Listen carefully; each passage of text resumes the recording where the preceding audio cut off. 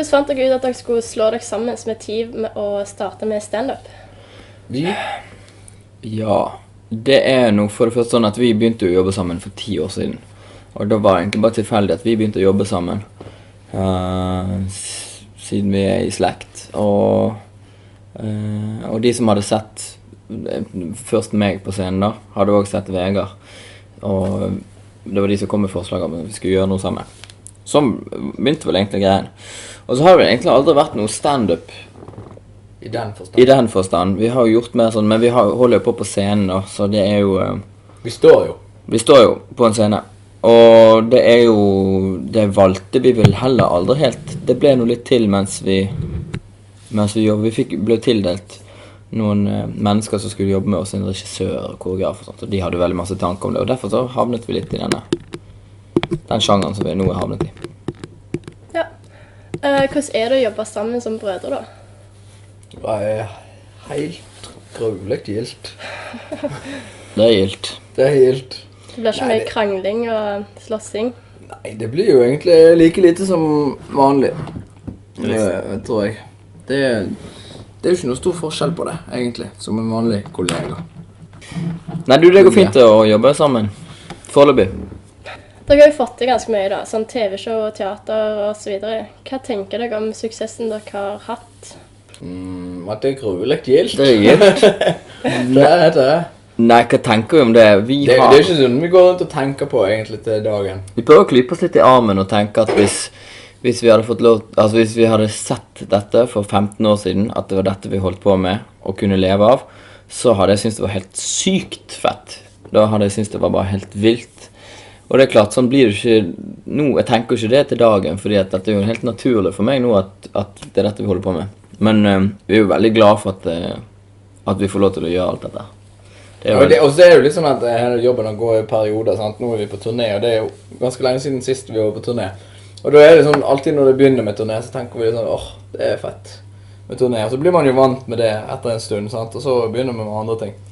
Det jo egentlig det gøyeste med den jobben her, at vi får lov til å gjøre så mye forskjellig. Plutselig radio, plutselig TV, og så det turné, og så ligger vi i ro i en by lenge, og så jobber vi med preproduksjon og sånn. At dere har familie og sånne ting, sant? Hvordan, når dere reiser mye, hvordan balanserer dere det? Nei, vi balanserer det vel sånn at de familien hjemme synes at vi litt mye vekke, og de på jobb synes vi litt mye med familien.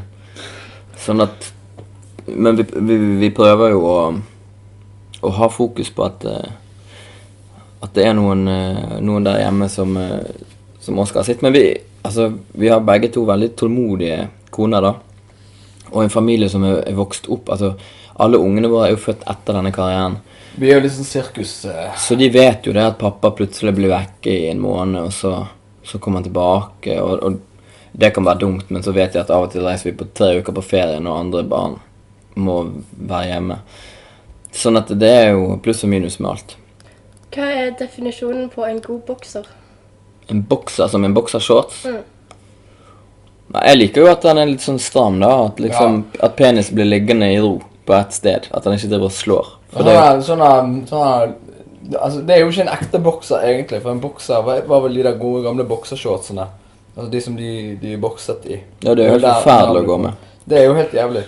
Det synes jeg litt fordi at alt... Det må jo være en pose i midten, sant? Det går opp langs siden, så må det jo komme en pose ned. Der skal liksom tredjefoten ligge. Hvis ikke så må du velge at den enten skal ligge på den ene siden inntil låret, eller den andre siden inntil låret. Det jo begge deler veldig ubehagelig. Ja, dere like morsomme på privaten som dere på scenen? Vi enda morsomme på privaten. Ja, det skal mye mindre til å være morsom på privaten enn på en scene. Ja, det sant det. Mye mindre forventningspass. Du vet at de fleste som... Sånn 10% av de som ser på her i kveld, det kommer til å være sånne folk som litt sånn festens midtpunkt, som tenker at det der skulle jeg jo klart. Det jo løyen på fredager hjemme.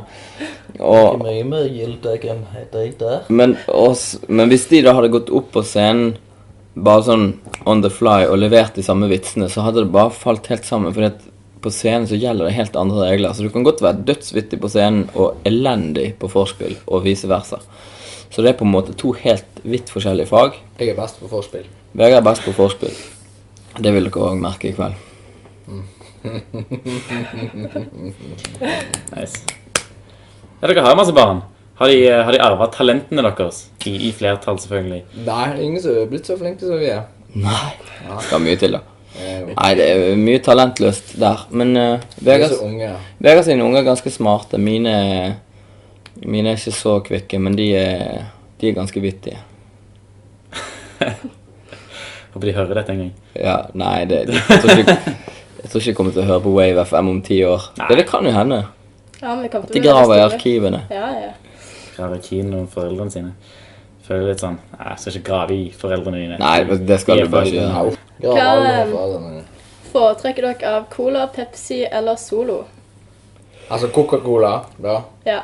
Eller Pepsi eller Solo? Nei, altså, hvis det er liksom en nytelse, så er det jo Coca-Cola. Coca-Cola smaker jo best.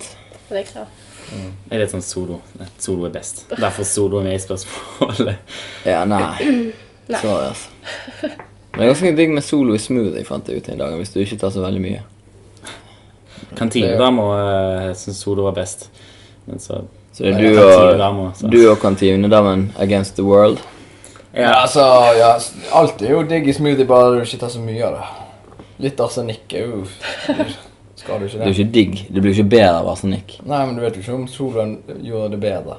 Men prøvde du det samme? Jo, det er samme oppskriften som jeg alltid har prøvd, men så tok jeg litt Solo i. Så ble det helt Så, amazing. nei, det ble litt bedre, sånn som jeg sa. Bedre. Nei, jeg tror det ikke på. Det ble bedre. Nei, hvordan gjorde dere det på skolen da? Altså, sånn 4,8. 4,8? Yes. Wow, det hadde du 4,5. fort. 4,5? Ok. Så, altså, jeg hadde en del lærere, så på barneskolen sånn, så var det sånn, du er dum. Hadde dere noen sånne lærere? Så sa at vi var dumme? Ja. Nei, det tror jeg er du. Mest Det deg. tror ikke jeg har noe med læreren å gjøre. Nei. Nei, jeg hadde en som skjelte meg ut en gang fordi at han trodde jeg sto og gjorde nær av en utviklingshemmet gutt, mens jeg egentlig sto og imiterte en sel. Og jeg skjønner det i lys av at han liksom var penset inn på funksjonshemmet det sporet der. Så kan det sikkert ha sett ganske dumt ut, men for oss som sto der og hadde en sånn lang tirade med forskjellige dyr, vi sto sånn, hva er dette for noe?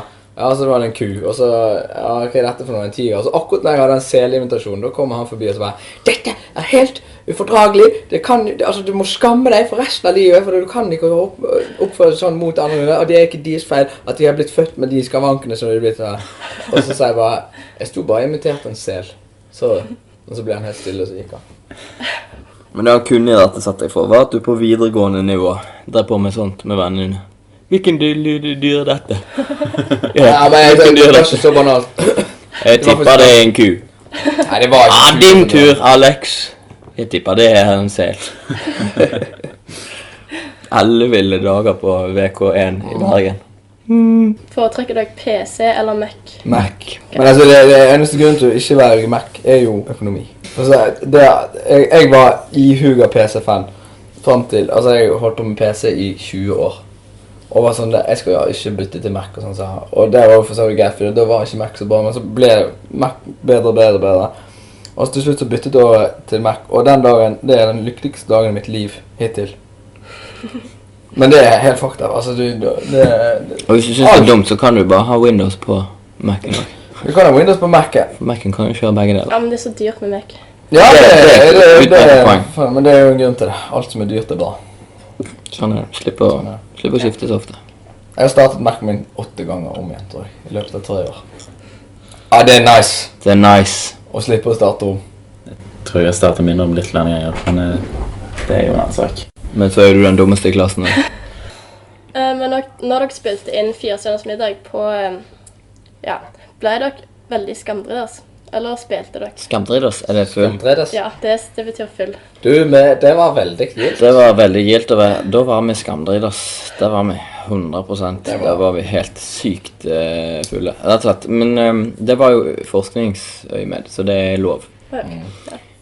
Det vil jeg forarve alle, med mindre de vil ha det sykt fett. For det var En liten periode. En liten periode. Vi var under oppsyn. Vi har noen sånne behind the scenes filmer der jeg blant annet filmet plutselig midt under der Det må jeg slå Ja, jeg fant det på iPhone dagen etterpå og husker ingenting av meg og Vegard som ligger på gulvet og hyler. Og det står sånne her kameramenn og Bård og Vegard, er dere klare til opptak? Lyd, er du klar? Da var det bare helt kanakas, rett og slett. Ja, nei, Vegard. Du Ja. hadde, på I kveld muligvis hadde dere, eller så snakket du litt nederlandsk. Jeg hadde sånn nederlandsk tolk her, eller nederlandsk. Kan du litt nederlandsk, eller? Nei, jeg kan ingenting. Jeg lærte meg, plukket selvfølgelig opp en del når jeg var liksom, nede i Nederland, men det var jo ikke mye. Nei, for ja, Når jeg kom ned dit, så kunne jeg ingenting. altså, for det høres jo veldig fint ut. Nei. Jeg vurderte å ta hele intervjuet på nederlandsk, men det var litt vanskelig å lære oss det, så vi droppet det. Ja, er det noen av dere som kan det? Jeg har en liste med banneord på nederlandsk. Åja, nei, gud, jeg kan ingenting stygt, faktisk.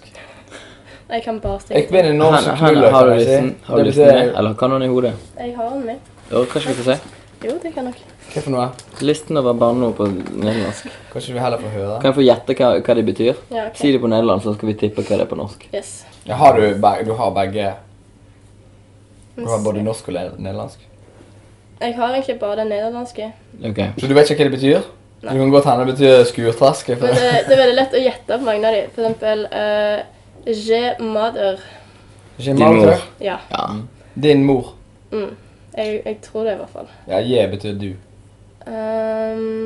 Snifter, snafter. Det har ingen peiling Det er homo. Slutt å snakke. Doris klitoris. Du har klitoris. Det må være noe med ræven, ja. Det må vel ha noe med røv å gjøre, det. Lik med behaarde anustulp. Lik med behate anustulp. Ja. Det betyr vel... Slikk meg i anustuppen. Ja, slik med på anustuppen. De har jo en spesiell anatomi også, det er jo det man merker når man kommer ned der. De har jo anustupp, for eksempel. Ja. Vi gir oss der, siden dette er en ungdomskanal. Wave FM. Slik med på anustuppen.